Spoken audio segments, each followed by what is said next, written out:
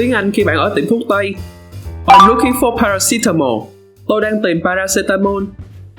I'm looking for paracetamol. I'm looking for paracetamol. Could you help me find something for diarrhea, please? Bạn có thể làm ơn giúp tôi tìm thứ gì đó để chữa tiêu chảy được không? Could you help me find something for diarrhea, please?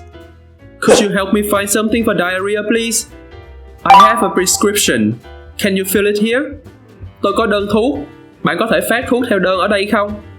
I have a prescription. Can you fill it here? I have a prescription. Can you fill it here? Are there any side effects I should know about? Thuốc này có tác dụng phụ nào tôi nên biết không? Are there any side effects I should know about? Are there any side effects I should know about? Can I take this with other medications I'm on? Tôi có thể dùng thuốc này kèm với các thuốc khác tôi đang dùng không? Can I take this with other medications I'm on? Can I take this with other medications I'm on? How many times a day should I take this? Tôi nên uống thuốc này bao nhiêu lần một ngày? How many times a day should I take this? How many times a day should I take this? Should I take this with or without food? Tôi nên uống thuốc này kèm với hay không kèm với thức ăn? Should I take this with or without food? Should I take this with or without food?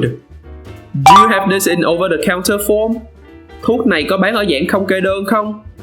Do you have this in over-the-counter form? Do you have this in over-the-counter form? Vậy là hết bài. Bạn thắc mắc điều gì về tiếng Anh? Nói mình nghe trong phần bình luận bên dưới. Mình là Dĩ Lê và đấy là EngBits. Hẹn gặp bạn lần sau.